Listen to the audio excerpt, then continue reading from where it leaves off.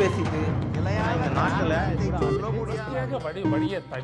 வணக்கம் நண்பர்களே, சிறப்பு நேர்பட பேசு நிகழ்ச்சிக்கு வரவேற்கிறோம்.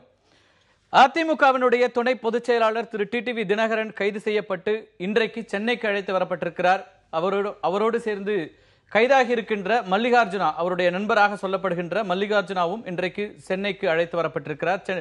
டெல்லி மாநகர காவல்துறை இந்த வழக்கை விசாரித்துக் கொண்டிருக்கிறது. ஏற்கனவே இரட்டை இலைக்கு லஞ்சம் கொடுப்பதற்கு முயன்றதாக வழக்கு பதிவு செய்யப்பட்டு இடைத்தரகராக இருக்கின்ற சுகேஷ் சந்திரசேகரை கைது செய்தது. கடந்த 17ஆம் தேதி கைது செய்த டெல்லி மாநகர காவல்துறை அவருடைய வாக்குமூலத்தின் அடிப்படையில் அடுத்ததாக அதிமுகவினுடைய துணை பொதுச் செயலாளர் டிடிவி தினகரன், அதே போல அவருடைய நண்பர் என்று அழைக்கப்படுகின்ற மல்லிகார்ஜுனா இருவரையும் கைது செய்திருக்கிறது. கைது செய்ததோடு மட்டுமல்லாமல் 5 நாட்கள் போலீஸ் காவல் கேட்டு 7 நாட்கள் கேட்டது, நீதிமன்றம் 5 நாட்களுக்கு கொடுத்தது. இந்த போலீஸ் காவலில் தான் இன்றைக்கு அவர் சென்னைக்கு அழைத்து வரப்பட்டிருக்கிறார். இன்று மதியம் சென்னைக்கு அழைத்து வரப்பட்ட திரு டிடிவி தினகரனிடம் விசாரணை என்பது தொடர்ந்து நடந்து கொண்டிருக்கிறது. தற்போது 3 மணி நேரத்திற்கு மேலாக அவருடைய அடையார் இல்லத்தில் இந்த விசாரணை என்பது நடந்து கொண்டிருக்கிறது. காவல்துறை அதிகாரிகள் இது விசாரணையோடு மட்டுமல்ல, இது அவருடைய வீட்டில் சோதனையாகவும் பார்க்கப்பட வேண்டியிருக்கிறது. சர்ச் வாரண்டோடு தான் வந்திருக்கிறோம் என்பதாக தகவல்களை கொடுக்கிறார்கள் டெல்லி காவல்துறை. டிடிவி தினகரன் அவருடைய கைது, அதை சுற்றி நடக்கின்ற இந்த நிகழ்வுகள் தமிழக அரசியலில் ஏற்படுத்துகின்ற தாக்கம் உள்ளிட்ட பல்வேறு அம்சங்களை குறித்து முதல் அமர்விலும், 2வது அமர்வில் இதோடு தொடர்புடையதாக இன்னொரு முக்கியமான விஷயம் இன்றைக்கு வந்திருக்கிறது. உச்சநீதிமன்றம் ஒரு முக்கியமான உத்தரவை இன்றைக்கு பிறப்பித்திருக்கிறது. லோக்பால் சட்டத்தை உடனடியாக அமல்படுத்துங்கள் என்று மத்திய அரசாங்கத்திற்கு உச்சநீதிமன்றம் இன்றைக்கு ஒரு அறிவுரையை கொடுத்திருக்கிறது, உத்தரவை கொடுத்திருக்கிறது. அந்த தலைப்பிலும் 2வது அமர்வில் நாம பேச இருக்கின்றோம். இந்த முதல் அமர்வில் நம்மோடு இணைகிறார்கள் பாரதிய ஜனதா கட்சியின் சார்பாக திரு கனக சபாபதி, மூத்த பத்திரிகையாளர் திரு ஷியாம், அதே போல ஓய்வு பெற்ற சிபிஐ அதிகாரி திரு ரகோத்தமன். விரைவில் நம்மோடு இணைகிறார் டிடிவி தினகரன் அவருடைய ஆதரவாளரும் கர்நாடக அதிமுகவினுடைய செயலாளருமான திரு புகழேந்தி. அனைவருக்கும் வணக்கம். திரு ரகோத்தமன், உங்கள்கிட்ட தொடங்குறேன். இந்த வழக்கை எப்படி புரிஞ்சுக்கிறது? இந்த மாதிரியான விசாரணைகள் எல்லாம் தேவைப்படக்கூடிய இந்த சூழலா இருக்கிறதா? இப்போ ஒரு குற்றம் சாட்டப்பட்ட டிடிவி தினகரனை இன்றைக்கு அவருடைய இல்லத்திற்கே அழைத்து சென்று 3 மணி நேரமாக விசாரணை என்பது நடந்து கொண்டிருக்கிறது. பொதுவாக இந்த மாதிரியான வழக்குகள் எப்படி கையாளப்படும்? நீங்கள் இது வரைக்கும் பார்த்துருக்கீங்க, டெல்லி போலீஸ் வந்து ஒரு தமிழக ஒரு அரசியல்வாதியை வந்து ஏதோ ஒரு கேஸ் ரிஜிஸ்டர் பண்ணி அரெஸ்ட் பண்ணது கிடையாது இதனால் வர. அது வந்து நீங்கள் கனிமொழியோ அல்லது 2Gல கேஸ் பண்ணுறது பூரா சிபிஐ பண்ணதுங்க. சிபிஐ சுப்ரீம் கோர்ட் ஆர்டர் பிரகாரம் சிபிஐ பண்ணது. இதுதான் முதல்ல வழக்கு எகென்ஸ்ட்டு ஒரு டெல்லி போலீஸ் ஆகப்பட்டது. ஒரு வழக்கை வந்து பெங்களூர் சுகேஷ் வேலையும் டிடிவி தமிழகத்தை சார்ந்த ஒரு அரசியல்வாதியும் பண்ணது. மற்றவங்கள பண்ணியிருக்கிறாங்க, பட் ஒரு தமிழக பொலிட்டீஷியன் பண்ணது இதுதான் ஃபர்ஸ்ட் டைம். அது பண்ண அந்த இதுன்னா யாரோ கம்ப்ளைண்ட் கொடுத்து இது பண்ணாப்புல இல்லை, அவங்களே டெல்லி போலீஸில் வந்து இன்ஃபர்மேஷன் வச்சுக்கிட்டு அவங்களே டெவலப் பண்ணி அவங்களுடைய ஃபாலோ பண்ணி ஆக்ஷனில் அந்த சுகேஷ் ஹோட்டலில் தங்கியிருக்கு 1,30,00,000 சீஸ் பண்ணியிருக்கிறாங்க. அப்படி அவனை விசாரிக்கும் பொழுது இதை போல் டிடிவி தினகரன் தான் எனக்கு பணத்தை கொடுத்து சென்ட்ரல் எலெக்ஷன் கமிஷனில் அந்த இரட்டை இலை சின்னத்துக்கு ஃபேவரபுளாக ஆர்டர் அவருக்கு வாங்கி கொடுக்குறேன் அப்படின்னு சொல்கிறாப்புல தான் முதல் தகவல் பேர். அதாவது முதல் தகவல் அறிக்கையில் name of the accused or சஸ்பெக்ட்னு போடுவோம். அதில் வந்து அவர் ஒரு பேர் இல்லை, டிடிவி தினகரன் இல்லை, ஒன்லி சுகேஷ் தான் இருக்கிறார், சுகேஷ் சந்திரசேகர் ஒருத்தர் தான் இருக்கார். 2வது செக்ஷன்ஸ் ஆஃப் லா நோட்டு போடுவாங்க. அதாவது எந்தெந்த குற்றத்தில் சம்மந்தப்பட்டிருக்கின்ற போது அது 170 ஐபிசி, 120B கான்ஸ்பிரசி, அப்புறம் section 8 of the prevention of corruption act அப்படின்னு தனித்தனியாக போட்டிருக்கிறாங்க. இந்த 170ன்றது ஒரு இம்பர்சனேஷன், அதாவது ஒருத்தர் வந்து இன்னொருத்தர் ஒரு ஆஃபீஸர் மேலேட்டும் இம்பர்சனேட் பண்ணி சீட் பண்ணுறது. அந்த இம்பர்சனேஷன்றது ஒரு தட் இஸ் 170 இது.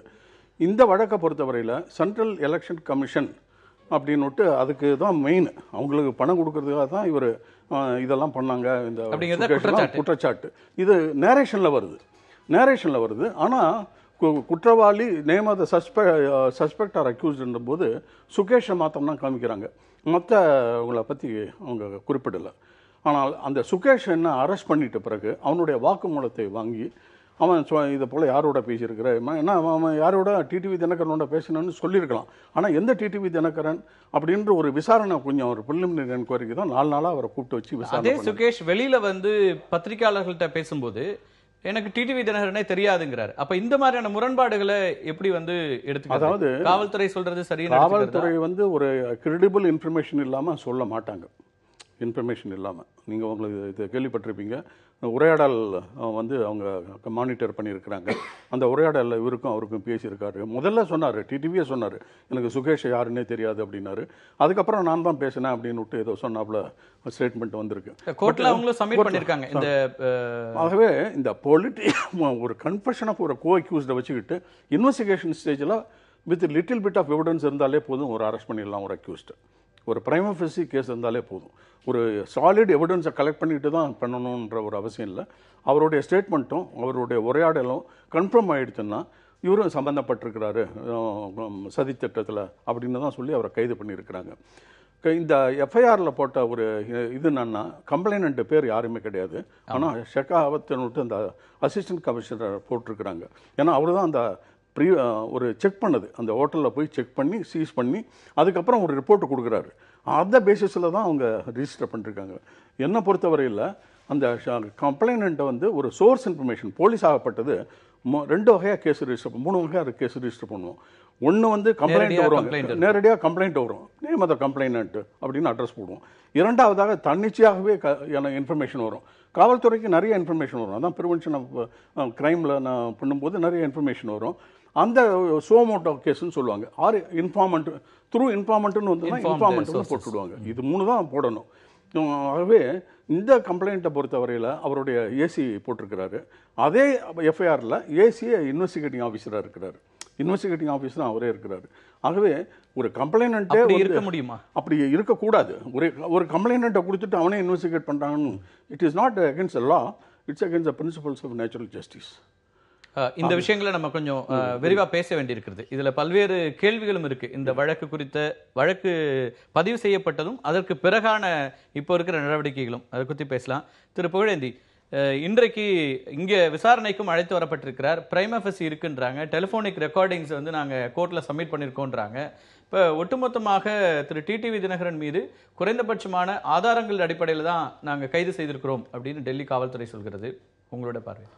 இது மிஸ்டர் ரகுத்மன் அண்ணா எல்லாத்தையும் சொன்னாங்க. அவங்க நிறைய கேஸுகளை வழக்குகளை பார்த்துருக்கிறார்கள். பெங்களூரில் ஹோம் மினிஸ்டர் அரெஸ்ட் பண்ணார் ஒரு காலத்தில், எஸ்ஐடிலாம் வச்சு பெருசாக பண்ணார். ராஜீவ்காந்தி கொலை கேஸில் அவர் எஸ்எஸ் பிரபாகரன் தான் அந்த இது. அவருக்கு தெரியாத சட்டங்கள் இல்லை, மிக தெளிவாக இருக்கும். ஆகவே நேற்று ஏதோ சந்தர்ப்பத்தில் நான் அவர் அந்த எஃப்ஐஆரை பார்க்குறப்போ கம்ப்ளைண்ட்டும் அவரே, ஐஓவும் அவரே, இன்வெஸ்டிகேட் ஆஃபீஸர் அவரே. பேசிக் மிஸ்டேக்கே அங்கே தான் நடந்தது. அண்ட் அதர்ஸ்ன்னு கூட போடல எஃப்ஐஆரில். அண்ட் அதர்ஸ் அப்படிங்கிற ஒரு வார்த்தையை சேர்க்காமலே எஃப்ஐஆரை வந்து சுகேஷ் சந்திரசேகரா அப்படின்னு போட்டு அதை போட்டிருக்கு. இதெல்லாம் பார்த்தீங்கன்னா இந்த எஃப்ஐஆர் தயாரிக்கப்பட்ட விதமே ரொம்ப வேகமாக ஏதோ ஒரு இன்டென்ஷனுக்காக பண்ண மாதிரி தெரியுதுங்க. பட் ஆனால் எந்த காலகட்டத்திலையும் ஒரு நீதிமன்றம் 5 நாள் காவல் கொடுக்குறது, போலீஸ் கஸ்டடிக்கு பர்மிட் பண்றாங்க. அது பிரைமா ஃபேசி பார்க்காம கொடுத்துருவாங்களா? அப்படி இப்போ நீங்கள் பார்த்தீங்கன்னா நீங்கள் ஆச்சரியப்படுவீங்க. அம்மா கேஸில் வந்து 208cc 209cc 2 வெல்த் கேஸ், ஒரு லண்டன் கேஸ் 2 இருந்துச்சு. அதில் முதல்ல அரெஸ்ட் பண்ணுறப்போ ஒரு ஒரு நீதிபதி, எதிர்த்த மேஜிஸ்ட்ரேட் ஆர் எனிவன் அந்த கேஸை ரிஜிஸ்டர் பண்ணுறதுக்கு முன்னாடி அவரோட ஒப்பீனியனை எழுதுவாங்க. ஆனால் பர்டிகுலராக நாட் அப்ளைடு த மைண்ட், அதில் எழுதவே இல்லைங்க, எதுவுமே எழுதலை. நேராகவே ரிஜிஸ்டர் பண்ணுன்னு சொல்லிட்டாரே தவிர காரணத்தை ஒரு நீதிபதி சொல்லாமல் இருந்த இதை பார்த்தா அதை சேலஞ்ச் பண்ணி ஹைகோர்ட், சுப்ரீம் கோர்ட்லாம் போனோம். ஸோ இங்கே வந்து அது மாதிரி பிரைமா ஃபேசிங்கிறது பேரே இல்லையே உங்களுக்கு. எஃப்ஐஆரில் வந்து அவனோட பேரை சேர்த்திருந்தா நல்லா இருந்திருக்கும். அது எங்கேயோ உள்ள போய் 4 நாள் விசாரணை நடக்குது, உங்கள்கிட்ட மணிக்கணக்கில் நடக்குது, 37 மணி நேர விசாரணை. ஆமாம். இந்த விசாரணையின் போக்குல வெளியில இருக்கிற எல்லோருக்குமே புரியுது இது கைதை நோக்கி போயிட்டு இருக்கு. முதல் நாளே இப்ப நீங்க 4வது நாள் விசாரணைக்கு வர சொல்லும் போது முதல் நாளே இப்படி எல்லாம் செய்தி இருக்கிறது அப்படின்னா நீங்க ஏன் முன்ஜாமீனுக்கு கூட முயற்சி எடுக்கல? இல்லை, இது நான் வந்து அவர்கிட்ட ஓப்பனாக பேசும்பொழுது ஒரு ஆன்டிசிபேட்டரி பெயில் மூவ் பண்ணிடலாமே நம்ம அப்படின்னு நான் தான் கேட்டேன், நான் தான் சொன்னேன் போகலான்னு. ஆனால் அவர் தெளிவாக சொல்கிறாரு என்னென்னா, இந்த சுகேஷ் சந்திராவை நான் பார்த்ததே கிடையாது, அவனுக்கு நமக்கு சம்பந்தமே இல்லை, யாரோ வேறு எதுக்கோ பேசுகிறாங்க, நான் பேசுனேன், சம்பந்தமே இல்லாமல் இருக்குது, டூரிஸை பற்றி நான் பேசவே கிடையாது, எந்த டிஸ்கஷனும் இல்லை. ஆகவே தவறே இல்லாத ஒரு பட்சத்தில் நம்ம எதுக்கு போய் ஆன்டிசிபேட்டரி பெயில மூவ் பண்ணி நீங்கள் கில்ட்டி பயப்படுறீங்கன்னு கோர்ட்டு அதை வந்து ஒத்துக்காமல் நீங்கள் you appear before the investigation any remedy you come back அப்படின்னு வந்து அவங்க போய்டுன்னு வேறு லாயர் சொல்கிறாங்கன்னு சொன்னதால தான் அவர் தைரியமாக எதுவுமே தப்பு பண்ணலையே, அதனால அந்த தைரியத்தில் போயிட்டார். இல்லை, அது முதல் நாள் 2வது நாள் சரி, நீங்கள் 7 மணி நேரம் முதல் நாள், அடுத்த நாள் 10.5 மணி நேரம் விசாரணை நடக்கிறது. அப்போவே உங்களுக்கு வந்து இது எல்லாமே தெரிகிற போது இப்போ நீங்கள் நீதிமன்றத்துக்கு சென்றாலும் நமக்கு ஒன்றும் கிடைக்காது, பெயில் கிடைக்காது, ஆன்டிசிபேட்டரி பெயில் வாங்க முடியாதுங்கிறதுனால அதை நீங்கள் அப்ளை பண்ணலங்கும் போது அப்போ குறைந்தபட்சமாக இந்த இடத்துல ஏதோ ஒரு தவறு நடந்திருக்கிறதாக அதை எடுத்துக்க வேண்டிய இல்லை. நவுடேஸ் அண்ணனுக்கு நல்லா தெரியும். இப்போ என்னன்னு கேட்டிங்கன்னா, எந்த 99% ஆஃப் த கேசஸ், இந்த criminal cases under the police investigation பெண்டிங்னா அதில் போனீங்கன்னா கோர்ட் அவ்வளோ குயிக்காக ரெமிடியோ மற்றோ கொடுக்கறது இல்லை. போலீஸ் கஸ்டடி கொடுக்கறது இருக்குல்ல, அதை வந்து இப்போ நீங்கள் ஜாமீன் கொடுக்க மாட்டாங்க, ஜுடிஷியல் கஸ்டடிக்கு அனுப்புவாங்கன்னு பார்க்கலாம். ஆனால் போலீஸ் கஸ்டடியை 5 நாள் கொடுக்குறாங்க. 7 நாள் கேட்டாங்க, 5 நாள் கொடுத்துருக்காங்க. பல மேஜிஸ்ட்ரேட் கோர்ட்லேயே நீங்கள் பார்த்துருக்க முடியும், போலீஸ் கஸ்டடி கேட்ட பெட்டிஷன்ஸ்லாம் டிஸ்மிஸ் ஆயிருக்கு. ஜுடிஷியல் கஸ்டடிக்கு அனுப்பியிருக்காங்க, நீதிமன்ற காவலுக்கு அனுப்பியிருக்காங்க. அந்த நீதிபதி ரொம்ப நேரம் போராடி இருக்காரு. 3 நாள் போதும், 4 நாள் போதும்லாம் கேட்டுக்கிட்டு அவரும் மேக்ஸிமம் பேசியிருக்காரு. என்ன ஒன்றும் அரெஸ்ட் பண்ண மாட்டேன், இதுவுமே நடவடிக்கை எடுக்கல நீங்கன்னு கேட்ட பின்னாடி தான் இது. எனக்கு என்ன கேள்வினா, டெல்லி காவல்துறைக்கோ அல்லது அந்த அசிஸ்டன்ட் கமிஷனருக்கோ திரு டிடிவி தினகரன் மீது தனிப்பட்ட முறையில் என்ன பிரச்சனை இருக்க போகுது? இல்லை, இப்போ இன்வெஸ்டிகேஷன் ஸ்டேஜில் போய் காமெண்ட் அடிக்க முடியாது, சொல்ல முடியாது. பட் இப்போ வந்து என்ன தனிப்பட்ட தகராறுன்னு கிடையாது, ஒன்றுமே இருக்காது. ஆனா அவருக்கு இவரை தெரிஞ்சிருக்க கூட இருக்காது தனிப்பட்ட முறையில். அப்ப ஏதோ ஒரு அவர் வந்து என்னுடைய சஸ்பிஷியன் சந்தேகம்லாம் முதல்ல தெரியலங்கிறது தான் நீங்கள் சொன்னதான் கரெக்டு கார்த்திக் சார். லேட்டர் இவர் யாருன்னு தெரிஞ்ச பின்னாடி இப்போ அண்ணன் சொன்ன மாதிரி 3 நாள் 4 நாள் கழித்து இவர் யார், எப்படிப்பட்டவர், அவர் அரசியல் பிரபலமானவர், ஓகே இப்படிப்பட்ட ஒரு கட்சியினுடைய லீடர், அதெல்லாம் தெரிஞ்ச பின்னாடி அதெல்லாம் நீங்க முதல்ல சுகேஷ் சந்திரா விசாரிக்கும் போதே தெரியும். அப்படிலாம் தெரியாமல ஒரு ஏசி இருக்க போறாரு. விசாரணைக்கு பிறகு முதல் நாள் 2வது நாள் விசாரணைக்கு பிறகுதான் திரு டிடிவி தினகரன் யாருன்னு தெரிய போதா? முன்னாடி அவருக்கு தெரிஞ்சிருக்கும். பெருசு பண்ண வேண்டிய காரணம் என்னன்னு புரியலீங்களே, எக்கச்சக்கமாக பெருசு பண்ணி அதை நீங்கள் சொன்ன மாதிரி ஆஃப்டர் சன்செட்டு எனக்கு தெரியல. ராத்திரிலாம் விசாரணை பண்ணுறது என்ன இருக்குது? 10 மணி 11 மணி நம்மளே 12 மணி 1 மணி வரைக்கும் விசாரணை பண்ணுறது, அப்புறம் போயிடுன்னு அனுப்பிச்சிடுறது. பகலெல்லாம் விசாரணை பண்ணலாம், அதை விட்டுட்டு நைட்லாம் விசாரணை பண்ணாங்க. பட் நீங்கள் சொல்லும்பொழுது ஒன்றை நான் வந்து அக்செப்ட் பண்ணிக்கிறேன். என்னென்னு கேட்டிங்கன்னா, கார்த்திக் சார் சொல்லும்பொழுது இதை எடுத்து நம்ம 2 நாளைக்கு முன்னாடி கோர்ட்டுக்கு போயிடலாம். இது மாதிரி போய் ராத்திரிலாம் டார்ச்சர் பண்ணிட்டு இருக்காங்க அப்படின்னு. இன்னைக்கு வந்து நாஞ்சல் சம்பத் ஒரு பேட்டி கொடுக்குறாரு. அங்க நின்று அவர் வீட்டுக்கு கூட்டு தான் இருந்தார், கூட தான் இருந்தார். உங்களுக்கு ஆமா, நீங்களும் இருந்தீங்க அங்க. இல்ல, டெல்லி விமான நிலையம். அதுக்கு பிறகு இங்க வந்து சொல்றாரு, இது எல்லாத்துக்கும் காரணம் டெல்லி டெல்லி டெல்லி டெல்லி அப்படின்னு வந்து இதுக்கு பின்னணி சதி அப்படின்லாம் பெருசா ஏதோ ஒரு விஷயம் சொல்றாரு. அதை பத்தி பேசலாம். பாரதிய ஜனதா கட்சி அவர் நேரடியாக குற்றம் சாட்டுகிறார். இந்த விஷயங்களையும் குறித்து பேச வேண்டியிருக்கிறது. ஒரு சிறிய இடைவெளிக்கு பிறகு நேர்பட பேசி தொடரும்.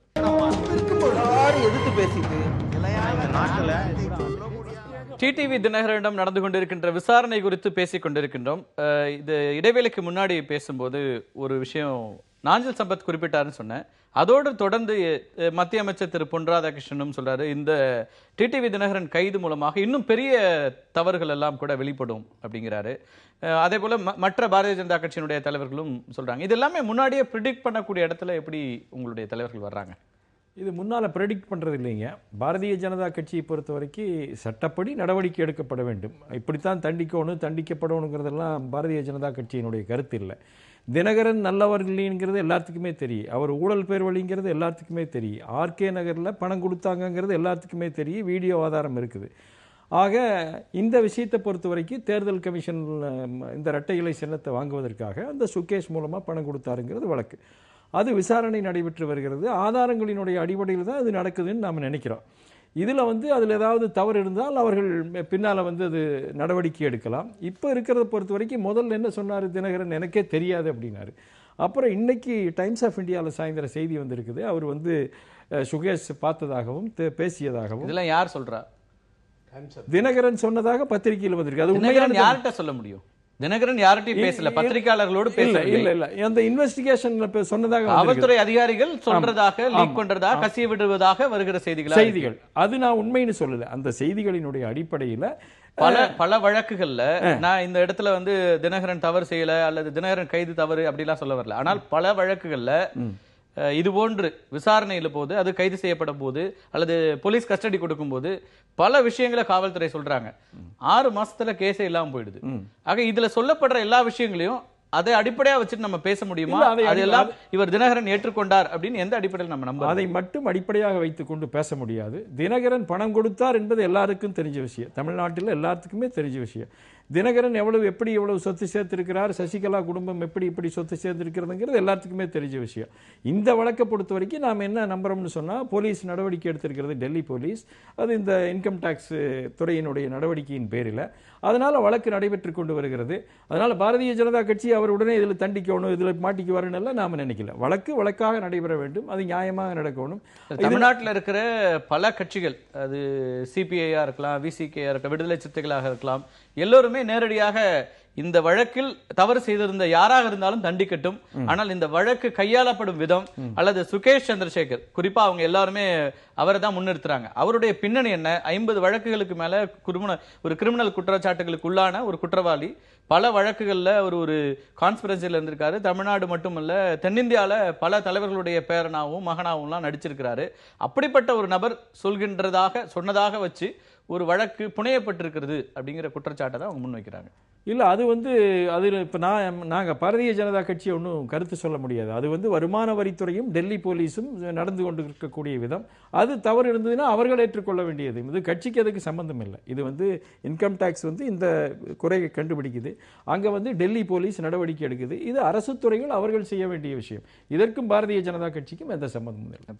திரு ஷியாம் சொல்லுங்க. அவர் மன்னிக்கணும், சார் பேசிகிட்டே இருக்கப்போ ஊழல் பேர் வழி பணம் எல்லாத்திட்டையும் கொடுத்துட்டார் அப்படிங்கிறது. நான் என்னுடைய அந்த கர்நாடகா ஸ்டேட்லேருந்து 2 எலெக்ஷன் நடக்குது. அங்கே ஓட்டுக்கு 5000 ரூபாய் பிஜேபி கொடுத்துருக்கு. ஏகப்பட்ட பணத்தை பிடிச்சிருக்காங்க. லட்சுமணன்ற ஒரு பங்கார் லட்சுமணன்ற ஒரு தலைவர் கை நீட்டி காசு வாங்கினது உலகமே பார்த்தது. அதுக்காக அவர் பதவியிலிருந்து தூக்கி எறியப்பட்டார். பக்கத்து மாநிலத்தில் இருக்க முதல்வர் குற்றம் செய்தார் அப்படின்னு சொல்லி ஜெயிலுக்கு போனார். இதெல்லாம் பாரதிய ஜனதா ஒரு ஒழுக்கம் இல்லாத ஒரு இயக்கமாக தான் இந்தியாவில் இருக்கிறதே தவிர, அடுத்தவர்களை பார்த்து ஊழல் என்று சொல்லுகின்ற நிலைமையிலே இல்ல. பாரதிய ஜனதா கட்சி பாரதிய ஜனதா சிறையில் இருக்கிறாரு. அவங்க கூட போய் ஆலோசனை நடத்தி அரசாங்கம் நடக்குதுன்னு சொல்றாங்க. ஒழுக்கம் இல்லைன்னு சொல்றதுக்கு உங்களுக்கு எந்த விதமான அதிகாரம் வார்த்தை இல்ல. பாரதிய ஜனதா கட்சி, நீங்கள் பல அமைச்சர்கள் சிறைக்கு சென்றிருக்கிறார்கள், பல இடங்களில் நீங்க இந்த வழக்குகள் இருக்கட்டும், அதெல்லாம் இருக்கு. ஆனால் இந்த வழக்கை ஊழல் பெருவின் அவர் சொல்லமாண்ண தப்பு இல்லைங்களா? அது அப்ப ஏற்கனவே வழக்கு அவர் சந்திச்சிட்டு இருக்கிறார்ல, அதனால எப்படி ஊழலுக்கு இதுக்கு என்ன? அவர் சொல்றது நீங்க 89 கோடி ரூபாய் இன்னைக்கு பணம் இங்க டிஸ்ட்ரிபியூட் ஆயிருக்கு, பணப்பட்டுவாடா நடந்திருக்கிறது ஆர்கே நகர் தேர்தல்னு சொல்லி ஆவணங்கள் வெளியிடப்பட்டிருக்கின்றன. உங்களுடைய அமைச்சர் ஒருவரோட வீட்டுல இருந்து ரெய்டு நடத்தி இதெல்லாம் வந்திருக்கிறது. எவ்வளவு சீஸ் பண்ணாங்க சார்? 89 கோடி ரூபாய்க்கான ஆவணங்கள் டிஸ்ட்ரிபியூஷன் ஆயிருக்கா இல்லையா? ஆர்கே நகருடைய தேர்தல் அதிகாரிகள் சீஸ் பண்ண பணம் 31 லட்சம். நீங்க 89 இந்த ஆவணங்களோ இதுக்கு பிறகான இப்ப வந்திருக்கிற எந்த விஷயமும் உண்மையில் நடக்கல. அப்போ நடக்கலன்னா வாங்கினவங்க அத்தனை பேரும் பிடிச்சி கேஸ் போட்ட வேண்டியதான். 2 லட்சம் பேத்தையும் யார் வாங்கினாங்கன்னு இவங்க சொல்றது 2 லட்சம் பேருக்கு பணம் கொடுத்தாங்க அப்படிங்கிறாங்க, இவ்வளவு பணம் கொடுத்தாங்கன்றாங்க. கர்நாடகாவில் அப்படி வழக்கு போட்டீங்க நீங்க சொன்னீங்கல்ல, குற்றச்சாட்டுகள் வச்சீங்களா? அப்ப அது மாதிரி இல்ல, கர்நாடகாவில் வழக்கு நம்ம போடுறோம், கொடுத்தவங்களை விட்டுட்டு வாங்கினவங்க மேல வழக்கு அப்படி தப்பு. வாங்கினதும் தப்பு, கொடுத்ததும் தப்பு. அந்த லாஜிக்லாம் பேசலாம். இன்னைக்கு இல்ல யார் நம்ம மக்களை கரெக்ட் பண்ணுவோம், அப்புறம் கடைசியா அவங்க வாங்கினது தப்புன்னு சொல்லுவோம் அப்படிங்கறதுல எப்படி சரியா? ரெண்டாவது கரெக்ட் பண்றது செகண்டரிங்க. அதாவது இதுல எல்லாம் இன்வால்வ் ஆகியிருக்காங்க, கொடுத்தாங்க, போனாங்கன்னு சொன்னா இந்த வழக்கை பொறுத்த வரைக்கும் அவர் ஏற்கனவே பல்வேறு வழக்குகளை சந்திச்சிட்டு இருக்கிறாரு. கேஸ் இருக்குது. சார் சொன்னது நீங்க கவனிக்கல. ஊழல் வழக்குன்னு சொன்னாரு. அவர் சொன்னது ஊழல் வழக்கில் கைதாகி பொதுச் செயலாளர் இன்னைக்கு கர்நாடக சிறையில் இருக்கிறார் அப்படின்னு குறிப்பிட்டாரு. இப்பதானே இந்த வழக்கு சார். ஊழல் வழக்கு எப்படி சார் ஆகும்? அது எங்க சார் ஊழல் பண்ணோம்? இந்த வழக்கு உச்சநீதிமன்றம் சொன்னது ஊழல் வழக்கு இல்லையா? சொத்து குவிப்புங்கிறது என்ன ஊழல் இல்லையா? வேற எப்படி வர முடியும்? இல்ல சார், சொத்து குவிப்புல இருந்து அவர் டிஸ்சார்ஜ் பண்ணியாரு சார். லண்டன் கேஸ் இருந்தவர். அவர் சொல்றது சசிகலா அவர்களை குறிப்பிட்டாரு. இந்த கட்சியோட பொதுச்செயலாளர் இப்படி இருக்கிறாரு, அதனால எங்க பாரதிய ஜனதா கட்சியை பத்தி நீங்க குறிப்பிட வேண்டாம் அப்படின்னாரு. தப்பு என்ன இருக்கு? பங்கார் லட்சுமணன் வாங்கலன்னு சொல்றாரு அவரு. சாரு பணம் வாங்கினது உண்மையா இல்லன்னு சொல்லிட்டு நான் அதை பத்தி பேசல. ஒரு தவறுக்கு இன்னொரு தவறு சரி அப்படின்னு நம்ம எடுத்துக்க வேண்டியிருக்கா? அப்படி கிடையாது. குற்றம் சாட்டும் பொழுது நம்மளையும் பார்த்துக்கணும் இல்ல, பின்னாடி நம்ம சரியா இருக்குமா இல்லையான்னு சொல்லி அதுதான் என்னோட கருத்து, வேற ஒன்றும் கிடையாது. திரு ஷியாம், இதை எப்படி பார்க்குறீங்க? இந்த வழக்கு அப்படிங்கிறது வந்து ரெண்டு விதமாக புரிந்து கொள்ளப்படுகிறது. ஒன்று வந்து எல்லோருமே இதில் குற்றம் சாட்டப்பட்டிருந்தா தண்டிக்கணும், அதில் மாற்று கருத்து இல்லை அப்படின்னு சொல்கிறாங்க. ஆனால் சில கட்சிகளுடைய பார்வைங்கிறது வந்து இது ஒரு பழிவாங்கும் நடவடிக்கையாக அல்லது வேறொரு நெருக்கடியை கொடுக்குறாங்க. பழிவாங்கும்னு சொல்ல முடியாது, ஒரு நெருக்கடியை கொடுக்குற ஒரு அரசியலாக இதை பார்க்க வேண்டியிருக்குன்றாங்க. நீங்கள் எப்படி பார்க்குறீங்க? மாநில அரசியல்களிலே டெல்லி தலையிடுவது என்பது காலங்காலமாக நடந்து வருகிற விஷயம்தான். இந்திரா காந்தி காலத்திலே நடந்தது. எம்ஜிஆர் அவர்கள் அதிமுக பிரிந்து வரும்போது கூட கலைஞரின் குற்றச்சாட்டு என்னவென்றால் வருமான வரித்துறை கொடுத்த அழுத்தத்தினால்தான் எம்ஜிஆர் பிரிந்து வந்தார் என்பதுதான் குற்றச்சாட்டு. இது ஒரு புறம் இருக்க, இந்த வழக்கை பொறுத்தவரையில் ஒரு குற்றம் நீங்கள் சொன்ன அதே விஷயம்தான். குற்றவாளியாக இருந்தால் சட்டப்படி தண்டிக்க வேண்டும், சட்டப்படியான எல்லா ஆவணங்களும் சரியாக இருக்க வேண்டும். ராகவத்தம்மன் அவர்கள் அதை மிகவும் தெளிவாக சொன்னார்கள். ஆக சட்டப்படி இந்த ஆவணம் சரியானதாக இருக்கிறதா என்றால் என்னை பொறுத்தவரையிலே இப்போது நாம் அதற்குள் உட்காருவது என்பது கொஞ்சம் அதீதமான விஷயம். ஏனென்றால் இன்னும் அவர்களுக்கு எஃப்ஐஆரை திருத்துவதற்கு வாய்ப்பு இருக்கிறது. இன்னும் 60 நாட்களுக்கு மேல் இருக்கிறது குற்றப்பத்திரிகை தாக்கல் செய்வதற்கு. அதுபோக ரகுத்தமன் அவர்கள் சரியாக குறிப்பிட்டது போல டெல்லி போலீஸ் ஒரு மாநில அரசியலிலே ஒரு மாநில அளவிலான நடவடிக்கை எடுப்பது என்பது மிகவும் அரிதானது. அதுவும் இது குறிப்பாக ஒரு இன்டர்ஸ்டேட் செல், அதாவது மணி லாண்டரிங் என்பது இதிலே முக்கியம். எப்போது நமது இந்த பண நோட்டு மதிப்பு ஒழிப்பு நடந்ததோ அதற்கு பின்னால் வருகிற எல்லா புது நோட்டுகளும் லட்சக்கணக்கில் கோடிக்கணக்கில் பிடிபடும் போது இயல்பாகவே இந்த விஷயம் வந்துவிடும். ஏனென்றால் ஒரு முறை தான் அது சர்க்குலேட் ஆயிருக்கும். பணம் எங்கிருந்து வந்தது என்பதை நம்ம சோர்ஸ் ரூட் ஈஸியாக செய்து விடலாம். ஆனால் இந்த குறிப்பிட்ட எஃப்ஐஆரை பொறுத்தவரையில் பிரைப் என்பது ஒரு சர்க்கிள். நான் இது ஒரு பத்திரிகையெல்லாம் சொல்லவில்லை, ஒரு டிஃபென்ஸ் லாயராகவும் சொல்லுகிறேன். பிரைப் என்பது ஒரு circle. when there is a giver there should be a taker.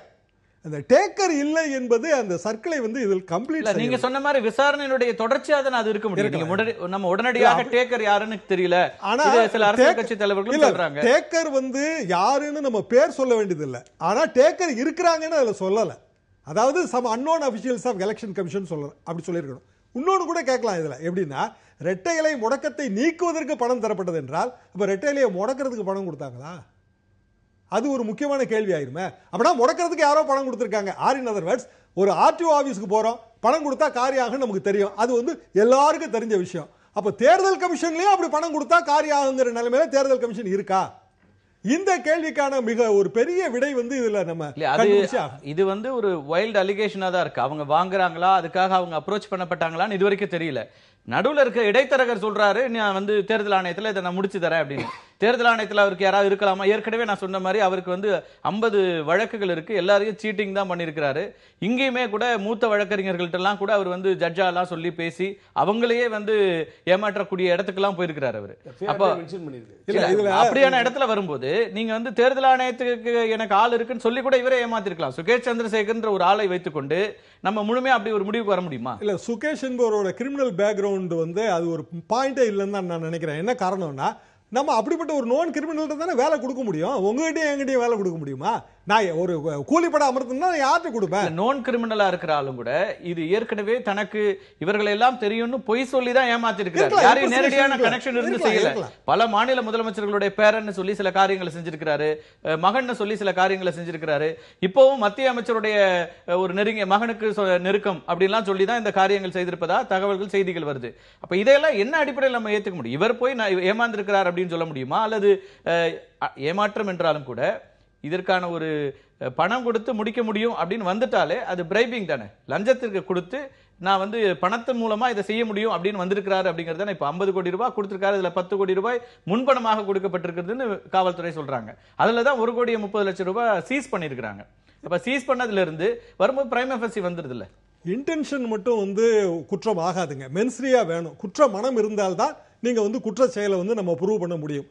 இதுல இப்படிப்பட்ட ஒரு காரியம் செய்வதன் மூலமாக இந்த காரியத்தை செய்து விடலாம் அப்படிங்கிற ப்ராபபிலிட்டி இருக்கா? தேர்தல் கமிஷன்ல நம்ம முடக்கப்பட்ட சின்னத்தை மீட்பதற்கு இது ஒரு வழியா? இந்த ப்ராபபிலிட்டி இருக்கா? அப்படின்னா அந்த சர்க்கிள் என்ன? அது பெரிய நெட்வொர்க்கா மாறிடும்.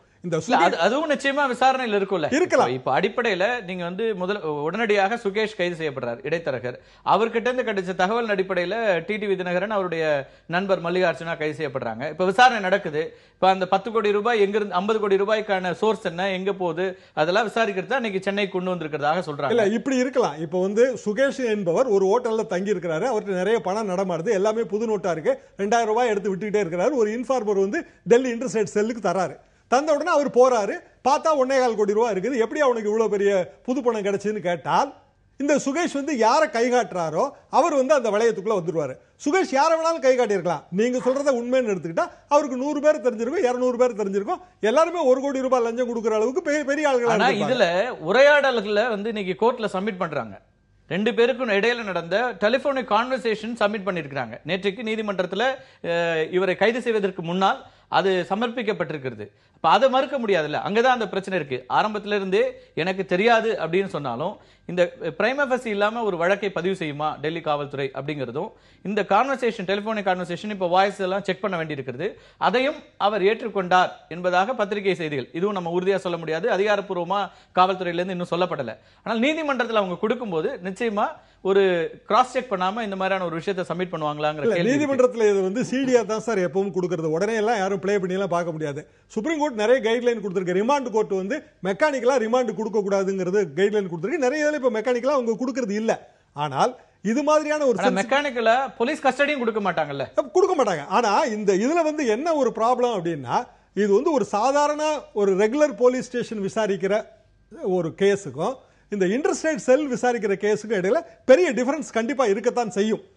டிடிவி வந்து ஒரு இன்னசென்ட் விக்டிமா கூட இருக்கலாம், இன்னசென்ட்டா தெரியாம கூட இருக்கலாம். ஆனால் இன்டென்ஷன் வந்து மென்சரியாவா ப்ரூவ் பண்ணுதா? இப்படி வந்து ஒரு காரியம் இப்போ இப்படி ரூபாய் கொடுத்தா இப்படி பண்ணிடலாம்னு அவருக்கு தோணிடுச்சா? இது ஒரு பாயிண்ட். இன்னொரு பாயிண்ட், இப்ப இந்த நிலைமையில ரெட்டை இலையை வந்து அவர் எப்படி மீட்ட முடியும்? ரெட்டை இலையை முடக்குவதற்கு முன்பே வந்து இப்படி பணம் கொடுக்க முயற்சி பண்ணியிருந்தால் அதுல ஒரு அர்த்தம் இருக்கு. ரெட்டை இலை முடக்கப்பட்டு விட்டது, ஆர்கே நகர் எலெக்ஷன் வந்து தள்ளி போடப்பட்டு விட்டது. இப்போ வந்து அவரால் எப்படி வந்து இதுக்கு பணம் கொடுக்க முடியும்? அந்த டைமிங் வந்து இடிக்குது. சீக்வென்ஸ் ஆஃப் ஈவென்ட் வந்து டைமிங்கோட பொருந்த மாட்டேங்குது. நம்ம தொடர்ந்து பேசலாம். ஒரு செகண்ட் ஒரு பிரேக் எடுத்து ரொம்ப கரெக்டா சொன்னாரு. அப்படின்னா ரெட்டை இலைக்காக ரெட்டை இலைக்காக அப்படி போயிருந்தா எல்லாருமே இன்வால்வ் ஆகியிருப்போம். எங்களுக்கு தானே ரெட்டை இலை வேணும் அப்படின்னு சொல்லி எல்லாரும், எல்லா அமைச்சர்களும் நிர்வாகிகளும் எல்லாரும் சேர்ந்து போயிருக்கணும். அந்த டைம் டியூரேஷன் எல்லா பெரிய அமைச்சர்களும் முக்கியஸ்தர்களும் இந்த வருமான வரி சோதனையில பெயர்கள் வந்த பிறகுதான் பல மாற்றங்கள் நடக்குது. 89 கோடி ரூபாயில யார் யாருக்கெல்லாம் என்னென்னலாம் பங்கு இருக்கிறது அப்படின்னு அந்த லிஸ்ட் வருதுல்ல, அதுக்கு பிறகு நடக்கிற மாற்றங்களையும் இவர் சொன்னார்ல சீக்வென்ஸ், அந்த சீக்வென்ஸ் இதுல பொருத்தி பார்த்தாலும் பல விஷயங்கள் சீக்வென்ஸ் வருது. அரசியல் ரீதியாக பல சீக்வென்ஸ் வருது. அதை பத்தி பேசலாம். ஒரு சிறிய இடைவேளைக்கு பிறகு நேர்பட பேசி தொடரும். எதிர்த்து பேசிட்டு டிடிவி தினகரன் கைது செய்யப்பட்டு இன்றைக்கு சென்னை அழைத்து வரப்பட்டு அவருடைய இல்லம் உள்ளிட்ட இடங்களில் விசாரணை தொடர்ந்து நடந்து கொண்டிருக்கிறது. 3 மணி நேரத்திற்கு மேலாக அடையாறில் இருக்கின்ற அவருடைய இல்லத்தில் சர்ச் நடந்திருக்கிறது, சோதனை நடந்து கொண்டிருக்கிறது, விசாரணையும் நடக்கிறது. இந்த சூழலில் தான் அவருடைய கைது குறித்தும் அதை சுற்றி நடந்து கொண்டிருக்கின்ற நிகழ்வுகள் குறித்தும் நாம் பேசிக் கொண்டிருக்கிறோம். திரு ரகோத்தமன், இந்த வழக்கில் சீக்வன்ஸ் பார்க்கணுங்கிற மாதிரி திரு ஷியாம் சொல்றாரு. இந்த சீக்வன்ஸ் வந்து ஒரு சரியாக இல்லை, அப்போ இது ஒரு புனையப்பட்டதாகவோ அல்லது வேறு ஏதோ ஒரு இன்டென்ஷனலா இது இருக்கலாமோ அப்படிங்கிற சந்தேகத்தை எழுப்புறாரு. அப்படிதான் இதை பார்க்க வேண்டி இருக்கிறதா? அதாவது நீங்கள் எடுத்த உடனே அதை போல் சொல்ல முடியாது என்னை பொறுத்தவரையில். ஏன்னா டெல்லி போலீஸுக்கு ஒரு இன்ஃபர்மேஷன் வருது, இதை போல் இரட்டை இலச்சிலஞ்சருக்கு இவங்க ட்ரை பண்ணுறாங்க அப்படின்னுட்டு. அது யார்கிட்ட வந்ததுன்னு சொல்ல வேண்டிய அவசியம் கிடையாது போலீஸ். அதை வச்சுக்கிட்டு அவங்க ஃபாலோ பண்ணுறாங்க. யாரை ஒரு பர்டிகுலர் அந்த எஃப்ஐஆர்லேயே ஒரு வரி பார்த்தேன். அவங்க முதல்ல அந்த ஹோட்டலுக்கு போகும்போதே அலாங் வித் இன்ஃபார்மெண்ட்னு போடுறாங்க, ஒரு இன்ஃபார்மெண்ட் போட்டிருக்காங்க. அதனால் அந்த இன்ஃபார்மெண்ட் யார் கொடுத்தானோ அவனையும் அழைச்சிட்டு போயிருக்கிறாங்க. ஏன்னா சுகேஷ் யாருன்னு தெரியாதுல்ல, இவங்களுக்கே போலீஸ்காரங்களுக்கே தெரியாது. அதனால் அந்த அவனும் கூட போயிருக்கிறான். அவன் போய் காமிச்ச பிறகு தான் இதே பண்ணியிருக்கிறாங்க. நான் என்ன சொல்கிறேன்னா, இந்த அலிகேஷனை வந்து நான் ஃபால்ஸ்ன்னு சொல்ல மாட்டேன். அப்போ அலிகேஷன் வந்து உண்மையாக இருக்கலாம், நான் பிரைமா ஃபேசி உண்மையாக இருக்கலாம். அதில் வந்து நான் வேறுபட்ட கருத்து பிரைமா ஃபேசி கேஸ் இருக்குது. ஆனால் அதை ரிஜிஸ்டர் பண்ண முறையிலிருந்து அது வந்து சரியில்லைன்னு சொல்கிறதுக்கு காரணம் என்னென்னா, இதே போல் வழக்கில் நான் சம்மந்தப்பட்டிருக்கிறேன். இந்திரா காந்தியா 3 அக்டோபர் 1977 ஜனதா பீரியடில் இருக்கும்போது சரண் சிங் சொல்லி சிபிஐ அதுதான் ஃபஸ்ட்டு அரெஸ்ட் பொலிட்டீஷியன். இந்த பொலிட்டீஷியனை அரெஸ்ட் பண்ணணும்னு ஆரம்பிச்சதே வந்து அவங்க தான், யாராக இருந்தாலும் அரெஸ்ட் பண்ணணும் அப்படின்னு சொல்லி பண்ணாங்க. எப்படி தாக்கம் கொடுத்தாங்கன்றது எனக்கு கண்கூடா தெரியும், நானும் கூட இருந்தேன் அந்த இதில். அப்போ தாக்கம் கொடுத்த போது இவங்க என்ன பண்ணாங்க, எஃப்ஐஆரை போட்டுட்டு போய் ரிஜிஸ்டர் பண்ணாங்க. ரிஜிஸ்டர் பண்ணி அரெஸ்ட் பண்ணாங்க. அரெஸ்ட் பண்ணும்போது கொஞ்சம் ரெசிஸ்டன்ஸ் இருந்தது, அவங்க உடனே வரல. திரும்பி வந்து ஏதோ ஒரு பொலிட்டிக்கல் பிரைம் மினிஸ்டருக்கும் கொஞ்சம் அவங்கள பெயிலில் விட்டுடுங்க அப்படின்னு இன்ஸ்ட்ரக்ஷன் வந்துச்சு. அப்போ போலீஸ்காரங்க அந்த அதிகாரி சொல்கிறாரு, நான் அரெஸ்ட் பண்ணி பெயிலில் விட்டு போகிறேன்னு போத்தான், இல்லை நீங்கள் அரெஸ்ட் பண்ண வந்தீங்க, என்ன அழைச்சிட்டு போக வந்தீங்க, நான் பெயிலில் போக மாட்டேன்ட்டு இந்த அம்மா தானாகவே வந்தாங்க. மறுநாள் கோர்ட்டில் ப்ரொடியூஸ் பண்ணும்போது ஒரு ரிமாண்டர் போட்டுட்டு எப்போ அக்யூஸ்டை ப்ரொடியூஸ் பண்ணணும்னு பண்ணாங்க. எப்படி பண்ணாங்கன்னா அதுதான் நான் சொல்கிறேன். அதாவது ஒரு தவறு நடக்குது, ஒரு மேலதிகாரிகள் அழுத்தத்தில் பண்ணுறோம் அப்படிங்கும்போது இந்த ஒரு தவறெல்லாம் ஆட்டோமேட்டிக்காக வந்துடும். அது ஒரு அழுத்தம் இருக்கலாம், இல்லை அழுத்தத்தால் நெக்ஸ்ட் டே போய் இவங்க என்ன சொல்கிறாங்க, கோர்ட்டில் 24 மணி நேரத்துக்குள்ளார இவங்க காக்னிசபிள் அஃபென்ஸு எஃப்ஐஆர் ரிஜிஸ்டர்டு 24 மணி நேரத்துக்குள்ளார நாங்கள் உங்கள்கிட்ட ப்ரொடியூஸ் பண்ணணும், நாங்கள் நியரஸ்ட் மேஜிஸ்ட்ரேட்ட ப்ரொடியூஸ் பண்ணிட்டோம் அப்படின்னு கொடுக்குறாங்க. ஒரு போலீஸ் கஸ்டடி கேட்கல, ஒரு ரிமாண்டர் டு ஜுடிஷியல் கஸ்டடி கேட்கல. அப்படி இப்போ ஒரு ரிமாண்டர் போட்ட படித்து பார்த்த பிறகு அந்த மேஜிஸ்ட்ரேட் என்ன பண்ணுறாரு, டிஸ்சார்ஜ், நீ இந்த கேஸுக்கு உனக்கு சம்மந்தமே இல்லை அப்படின்னு டிஸ்சார்ஜ் பண்ணி விட்றாரு. இது கண்கூட நான் பார்த்த கேஸு, நான் கண்கூட அசோசியேட் பண்ண கேஸ். என்னை பொறுத்தவரையில் ஏன்னா மேலிருந்து அழுத்தம் கொடுக்குற கேசஸ் எல்லாம், ஒரு பொலிட்டிக்கல் கேசஸ் எல்லாம் தவறு ஆட்டோமேட்டிக்காக. ஏன்னா அந்த போலீஸ்காரனுக்கு ஒரு இன்டென்ஷன் கிடையாது, ஒரு இது பண்ணணும் கிடையாது. மேலே இருந்து அவனை அரெஸ்ட் பண்ணணும், இவரை போடணும், அவரை போடணும் அப்படின்னு சொல்லும்பொழுது நம்ம போலீஸ்காரங்க தவறு செய்கிறது உண்டு. அந்த தவறை வச்சுக்கிட்டு அதை டிஃபென்ஸ் ஒன்று எக்ஸ்பிளைன் பண்ணலாம். ஆனால் நான் முதல்ல சொன்னாப்புல இந்த அலிகேஷனை நான் இல்லைன்னு சொல்ல மாட்டேன். ஏன்னா allegation is an allegation, without any basis பண்ண முடியாது. அந்த சுகேஷ் சந்திரனுடைய ஸ்டேட்மெண்ட்டை மாத்திரம் வச்சுட்டு ஒரு எஃப்ஐஆர் போட முடியாது. இதுல வந்து கான்வர்சேஷன் இஸ் இம்பார்ட்டன்ட் திங். அது நீங்க சொல்றாப்புல கோர்ட்ல ப்ரொடியூஸ் பண்ணியிருக்கிறாங்க. அதை வந்து ஃபாரன்சிக் எக்ஸ்பர்ட் கிட்ட வந்து இவர் வாய்ஸ் தானா அப்படின்னு கன்ஃபார்ம் பண்ணுவாங்க. அதெல்லாம் இன்வெஸ்டிகேஷன்ல நடக்கும். ஆகவே பிரைமரி ஃபேஸி ஒரு கேஸ் அரெஸ்ட் பண்றதுக்கு இதெல்லாம் முறையில் இது நடந்திருக்குன்னு தான் நான் சொல்லுவேன். இது அரசியல் ரீதியா இருக்கு அப்படின்னு நீங்க பாக்குறீங்களா? அப்படிதான் பாக்குறேங்க. ஏன்னா சார் சொன்னதுதான் ஒரு அழுத்தம் இருக்குதுல்ல, அதுல எனக்கு என்ன கேள்வி, நான் நேற்றுக்கு கேட்டேன். இப்போ அரசியல் ரீதியா அங்க கொள்கை ரீதியா வேறுபட்டு இருக்கிற கட்சிகள் வந்து பாரதிய ஜனதா கட்சியை கடுமையா குற்றம் சாட்டுறாங்க நேரடியாக. ஆமா, அது வேறு. நீங்க வந்து ஐடியாலஜிக்கலா டிஃபரன்சஸ் இருக்கிறத விட்டுட்டு இந்த போன்ற ஒரு கரப்ஷன் கேஸ்ல லஞ்சம் கொடுக்க முயன்றார் அப்படிங்கிற வர விஷயங்கள்ல அப்படியான ஒரு லைன் எடுத்து எல்லாத்துக்குமே இது பாரதிய ஜனதா கட்சி காரணம் அப்படின்னு சொல்லி அரசியல் அதுல செய்ய முடியுமா? சரியா இல்ல, எல்லாத்துக்குமே பாரதிய ஜனதா கட்சி காரணம் நம்ம சொல்ல வேண்டாம். ஆனா ஒரு மேட்டர் மாட்டுது என்கிட்ட, அந்த மேட்டர்ல ஒரு நோன் கிரிமினல் அடிப்படை இருக்கு. அது அப்புறம் பணம் இருந்தது வரைக்கும் உண்மை. ஏன்னா அதர்வைஸ் அதுல பிசிக்கல் வந்துருது இல்ல. பிசிக்கலா வந்து ஏதோ 1 crore 2 crore பணம் இருக்கு, புது நோட்டு இருக்கு, அவனை பிடிக்கிறோம். ஐயா இந்த மாதிரி ஒருத்தனை பிடிச்சிருக்கோங்க, ஐயா கையில 2 கோடி ரூபாய் பணம் வச்சிருக்கான் அப்படின்னு உடனே ஆட்டோமேட்டிக்கா எதை அடக்கிறதுக்கு அதை பயன்படுத்தலாம். அதாவது அஸ்திரத்தை வந்து தீர்மானிப்பது வந்து அந்த அழுத்தத்தின் விளைவு. அழுத்தத்தின் விளைவு வந்து அவசரத்தை கொடுத்துருது. அவசரத்தை கொடுக்கும்போது தான் இந்த தப்பை செய்யறாங்க. இப்போ எந்த எஃப்ஐஆர் போடுற ஒரு நல்ல உயர் அதிகாரி எஃப்ஐஆர் தான் கடைசி வரைக்கும் கோர்ட்ல நிக்கிற மேட்டர், அதுல பிழையே பண்ண மாட்டாங்க. அப்போ எஃப்ஐஆர்ல பிழை ஏன் வருது? அதிகமான அழுத்தம், ஏதாவது ஒன்று சீக்கிரமா பண்ணுங்கிற அழுத்தத்துல அந்த பிழை வந்துருது. பிழை வரும்போது இதுக்கான நீங்க சந்தேகப்படுற நோக்கம் அப்படின்னு என்ன எதை பாக்குறீங்க? இவரை வந்து இப்போ இதுல சிக்க வைக்கணும்னு அவங்களுக்கு என்ன தனிப்பட்ட முறையில் ஒண்ணு இருக்கா சார்? இந்த சுகேஷ்ங்கிறவர் வந்து அவர் வந்து ஒரு லாபியிஸ்டா செயல்பட்டிருப்பார், அதுல வந்து சந்தேகம் இல்லை. ஆனால் இப்ப இந்த 2 அணிகள் பேச்சுவார்த்தை உள்ளிட்ட விஷயங்கள்ல இது ஏதாவது ஒரு இம்பாக்ட் கிரியேட் பண்ணணும்னு நினைக்கிறீங்களா? இன்றைக்கு வந்து கைது, அதுக்கு பிறகு அவர் வீட்டில் நடக்கிற சோதனை உள்ளிட்ட விஷயங்கள். இல்ல, ஓபிஎஸ் வந்து முதல் நாளே சொல்லிடுறாருல, எல்லாத்துலயும் ஒரு தெளிவு பிறந்துருச்சுங்கிற மாதிரிலாம் அவர் சொல்றாரு. தெரிஞ்ச மறுநாள் தானே இந்த அது பேச்சுவார்த்தை குறித்து சொல்றாரு. எடப்பாடி அணியிலிருந்து அவங்க சொல்ற விஷயங்களை எடுத்து அதுக்கான ஒரு விஷயமா ஒரு சூழல் உருவாகி இருக்கு, பேசுவதற்கான சூழல். இதே டயலாக் வந்து அந்த சைட்ல திரு ஜெயக்குமார் உள்ளிட்டவர்கள், சி வி சண்முகம் உள்ளிட்டவர்கள் எல்லாருமே சொல்லியிருக்காங்களே. இல்ல, இப்ப நாளைக்கோ நாளை கழிச்சோ வந்து இந்த இரு அணி இணைப்பும் முடிஞ்சிரும்ங்கிற மாதிரி தெளிவா தெரியுது. கண்டிப்பா முடிஞ்சிடும், அதுல ஒண்ணும் நம்ம சந்தேகமே படாது. உங்களோட கணிப்பா இருக்கு, அப்படிதான் போதான தெரியும். கணிப்பு இல்ல, இன்னும் கணிப்பு இல்ல, உள் தகவல். கணிப்பெல்லாம் கிடையாது, உள் தகவல்ல வந்து இந்த மேட்டர் வந்து முடிஞ்சிருச்சு, இணைப்புங்கிற மேட்டர் வந்து முடிஞ்சிருச்சு. யார் யாருக்கு என்னென்ன வகையான பெனிஃபிட்ங்கிறது தான் இன்னும் முடியாம இருக்குது. அது கூட இப்போ வந்து ஃபைனலைஸ் ஆயிடுச்சு. ஆக தினகரனோட அரெஸ்ட்ங்கிறது தினகரனை இந்த எஃபெக்டிவா சீன்ல இருந்து எடுத்துருது. அப்ப எடுக்கிறதுங்கிறது மற்ற விஷயங்களை சிமெண்ட் பண்றதுக்கு வசதியா இருக்குல்ல. திரு புகழேந்தி, ஒட்டுமொத்தமா எல்லாத்தையுமே அரசியல்னு சொல்லி ஒதுக்கிட முடியுமா? இவ்வளவு பெரிய குற்றச்சாட்டுகளை நீங்க எதிர்கொண்டுட்டு இருக்கீங்க. முதல்ல வந்து 89 கோடி ரூபாய்க்கு வந்து அங்க பணப்பட்டுவாடா, அடுத்ததா இன்னைக்கு 50 கோடி ரூபாய் கொடுத்து தேர்தல் கமிஷனை நீங்க ரெட்டலை சின்னத்தை மீட்பதற்கான முயற்சி 10 கோடி ரூபாய் ஏற்கனவே கொடுக்கப்பட்டு அதுல இருந்து தான் 1,30,30,00,000 ரூபாய் பிடிபட்டிருக்கு அப்படிங்கிறாங்க. இதுல இருந்தெல்லாம் வெளியில வர முடியுமா? முழுமையா எதுவுமே நடக்கல அப்படின்னு ஒட்டுமொத்தமா நீங்க எப்படி மறுக்க முடியும்? இதுல வந்து மிஸ்டர் ஷியாம் இதன் மூலமா அரசியல் ரீதியா நீங்க ஏற்கனவே திரு ஓ பன்னீர்செல்வமணியும் மற்றவர்களும் சொல்லிட்டு இருக்கிறது நீங்க உங்களை விலக்கி வைக்கணும் அப்படிங்கிறது தான். இப்ப அதுக்கான பிரைமா ஃபேசியும் அதுக்கான தேவையும் உருவாயிருச்சுல்ல இன்னைக்கு.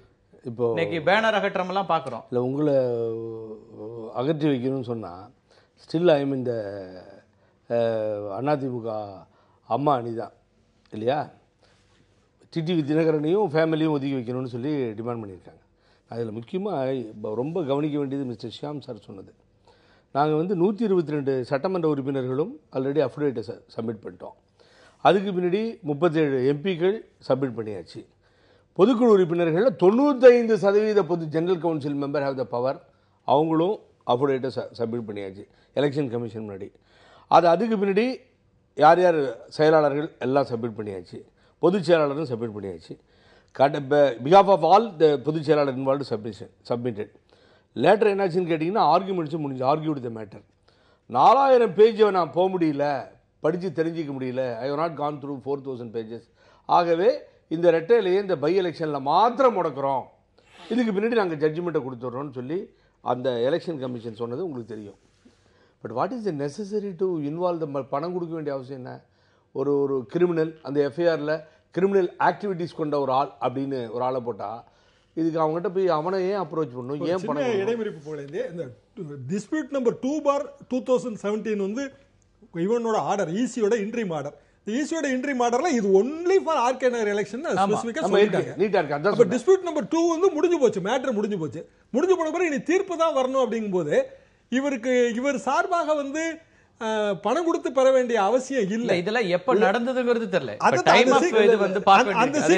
ரத்து செய்யப்படுவதற்கு முன்னாடி அப்ரோச் பண்ணாரா பின்னாடியா காவல்துறை என்ன? இப்போ ஒரு சின்ன விஷயம் நேரா கடந்து போய் சொல்லுங்க. ஒரு சின்ன விஷயம் தான் என்னன்னா, முதல்ல இந்த மேட்டர் வந்திருந்ததுன்னா, அதாவது ரெட்டையிலை முடக்கத்துக்கு முன்னாடி ஆர்கே நகர் எலெக்ஷனுக்கு முன்னாடி இந்த மேட்டர் வந்திருந்ததுன்னா இதுல பொருள் இருக்கிறதா நம்ம எடுத்துக்கலாம். ஆர்கே நகர் எலெக்ஷனே நடக்கல, எல்லாமே முடிஞ்சு போச்சு, ஏகப்பட்ட பிரச்சனைகள் இருக்கு. அதுக்கு பிறகு இந்த மேட்டர் வருதுங்கும் போது அந்த சீக்வன்ஸ் வந்து பொருத்தம் இல்லையா? கட்சிக்காக நான் இப்படி ஒரு விஷயத்தை நீங்க ரெட்டலை மீட்டா அவர் கட்சியில தன்னை வந்து ஸ்திரப்படுத்திக்கிறதுக்கும் தன்னுடைய தலைமையை ரொம்ப ஸ்ட்ரென்தன் பண்ணிக்கிறதுக்கும் ஒரு வாய்ப்பா இருந்திருக்கும். அதுக்காக செலவுகளை பண்ணிருக்கலாம்ல அவரு. இல்ல அவர் அதுக்கு பிறகு தான் கட்சியை விட்டு நான் ஒதுங்குறேன்னு சொன்ன. இதெல்லாம் வழக்குகள் வரும்போதுதான் ஒதுங்குறேன்னு சொல்றாரு. இவங்களுடைய பிரஷரும் அப்பதான் வருது. அங்க சுகேஷ் சந்திரா 17ஆம் தேதியே அரெஸ்ட் ஆயிட்டாச்சு. அப்பவே செய்திகள் வர ஆரம்பிச்சிச்சு. பிரஷர் எப்ப தெரியுமா வந்துச்சு? இவர் ஒதுங்குறேன்னு சொன்ன பிறகும் அவங்க தரப்பு ஆட்கள் வந்து பல்வேறு விதமான பேட்டிகள் எல்லாம் கொடுத்து திருப்பியும் வந்து அது ஒரு குழப்பத்தை நோக்கி போகுது. அதாவது சென்ட்ரல் கவர்மெண்ட் என்ன நினைக்குதுன்னா, தமிழ்நாடு அரசு வந்து குழப்பத்தை நோக்கி போக வேண்டாம். ஏன்னா இங்க இருக்கிற உயர் அதிகாரிகள், அதாவது அரசியலுக்கு அப்பாற்பட்ட அதிகாரிகள் எல்லாமே வந்து சென்ட்ரல் கவர்மெண்ட்டுக்கு அதுக்கான ரிப்போர்ட்டுகள் கொடுத்துட்டாங்க. எல்லாத்தையும் சப்மிட் பண்ண லிஸ்ட்டை உங்கள்கிட்ட சொன்னேன் எலெக்ஷன் கமிஷன் முன்னாடி. Argued the matter 3 lawyers argue பண்ணது உங்களுக்கு தெரியும், எல்லாம் நடந்தது. அது பின்னாடி முடிஞ்சிருச்சு. இப்போ நீங்கள் இந்த மாதிரி ஒரு ரெட்டை இலையை வந்து தவறான முறையில் போய் எங்கள் சின்னத்தை பெற வேண்டிய சந்தர்ப்பம், நேரம், காலம் எல்லாம் வந்து அதில் வந்து சரியாக அமையலை, வரல. அது வந்து தப்பான குற்றச்சாட்டுன்னு அது மூலியமாக தெரியுது. அப்போ எல்லாருக்கும் இன்வால்வ்மெண்ட் இருக்கணும். எவரிவன் ஃபைல் அஃபிடேவிட்னா எல்லாரும் சேர்ந்து தான் இப்படி ஒரு தப்பை பண்ண முடியுமே தவிர, பண்ணியிருந்தால் சும்மா பொதுவாக சொல்கிறேன், அதுக்காக பண்ணிட்டீங்களான்னு கேட்காதீங்க. அடுத்தது பண்ணியிருந்தால் அப்படி பண்ணியிருக்கணும். அதில் வந்து டிடிவி சார் மேலே மாத்திரம், துணை பொதுச்செயலாளர் மாத்திரம் ஏன் அவர் மேலே சொல்லணும்? அதுதான் சார். அது இல்லாமல் வாக்காளர்களுக்கு பணம் கொடுக்குறீங்க இல்ல, ஒரு நிமிஷம் இல்ல நான் சொல்றேன் இல்லங்க, யாரோ ஒரு வேட்பாளர் தான் மொத்த பணத்தையும் கொடுப்பாரு, அதுல நிறைய பேர் இன்வால்வ் பண்ணிருப்பாங்க, அது வேற விஷயம். இப்ப கொடுக்கிறவர் தானே மெயின் அக்யூஸ்ட். நீங்க கொண்டு போய் அப்ரோச் பண்ணிருக்கீங்கன்னா உங்களை தானே விசாரிக்க முடியும். இப்ப எப்படி ஒரு வேட்பாளர் பணத்தை யார்கிட்ட இருந்து யார் கொடுக்குறாங்கன்றதாங்க வருது. அதுக்கப்புறம் விசாரணையில யாரெல்லாம் இதுல கூட உடந்தையா இருந்தாங்க, இல்ல வேற யாரெல்லாம் சேர்ந்து இந்த தவறை பண்ணிருக்காங்கிறது விசாரணைக்கு தொடர்ந்து அடுத்தடுத்த கைதுகளும் இருக்கலாம். அதை தான் திரு பொன்னாரும் சொல்றாரு. இது பெரிய மற்ற தவறுகளும் வெளியில வரதுக்கு வாய்ப்புகள் இருக்கலாம்னு சொல்றாரு. பிரைமா ஃபேசி இருக்குது, கைது பண்ணிருக்காங்க. அண்ணன் வந்து மிரட்டுறாரா, இது மாதிரி நிறைய வந்து விஷயங்கள்லாம் வெளியே வர போது நீங்களாம் ஜாக்கிரதையா இருங்க அப்படின்னு சொல்லி ஒரு வழக்கு பதிவு செய்யப்பட்டிருக்கிறது. வழக்குடைய ஒட்டி சொல்றாரு. ரொம்ப சுருக்கமா நீங்க என்ன மிரட்டுறீங்களான்னு கேக்குறாரு. ரொம்ப சுருக்கமா இல்ல, நாம மிரட்ட வேண்டிய அவசியம் இல்லைங்க. சட்டம் தன்னுடைய கடமையை செய்து இந்த விஷயத்தை பொறுத்த வரைக்கும் டெல்லி போலீஸ் அப்படி தவறு செய்திருந்தால் இவர்கள் வழக்கு தொடுக்கலாம். என்ன வேண்டும், பொதுவா ஒரு அழுத்தம் அப்படிங்கிறது இருக்கிறதுனாலதான் இந்த மாதிரி தவறுகள் நடக்கும்னு திரு ரகோத்தமனும் அழுத்தமே இல்லைங்க. மத்திய அரசு அந்த மாதிரி இந்த அரசு செய்வதில்லை. மத்திய அரசு அவர் குறிப்பிடல, பொதுவா ஏதோ ஒரு அழுத்தம் காரணமாக தவறு நடக்க முடியும். அழுத்தம் இல்லை. அவர் பிரீவியஸ் எக்ஸாம்பிள் சொல்றாரு, இதெல்லாம் நடந்திருக்கிறது. இல்ல இந்த விஷயத்தை பொறுத்த வரைக்கும் அழுத்தம் இல்லை. மத்திய இப்ப இருக்கக்கூடிய அரசு அப்படி அழுத்தம் கொடுக்க வேண்டிய அவசியம் இல்லை. ஒரு விஷயத்தை நீங்க சொல்லுங்க, இவங்க சசிகலா குடும்பம் ஊழல்ல தலையிடவே இல்லையா? இல்லாமத்தே இவ்வளவு சம்பாரிச்சிருக்காங்களா? தமிழ்நாடு பூரா எல்லாம் தெரிஞ்ச விஷயங்க. இதுல நாம டெக்னிக்கல் விஷயங்களை பேசி வேணா இந்த விஷயத்துல அவர் செய்யல, தவறு நடந்திருக்கலாம்னு சொல்லாம இல்லாம அவர்கள் ஊழல் செய்ததும் பெருமளவில் சொத்துக்கள் தமிழ்நாடு பூரா குவிச்சிருக்கிறதும் எல்லாத்துக்கும் தெரிஞ்ச விஷயம். அதனுடைய அடிப்படையில் ஒரு விஷயம் கேஸ் நடக்குது, உடனே எல்லாம் கூட போகலாமா அப்படின்னு மக்களினுடைய எதிர்பார்ப்பு. இதுல பிஜேபி அழுத்தம் கொடுக்க வேண்டியதோ செய்ய வேண்டிய அவசியமோ கிடையவே கிடையாதுங்க. தொடர்ந்து பேசலாம். எதிர்த்து பேசிட்டு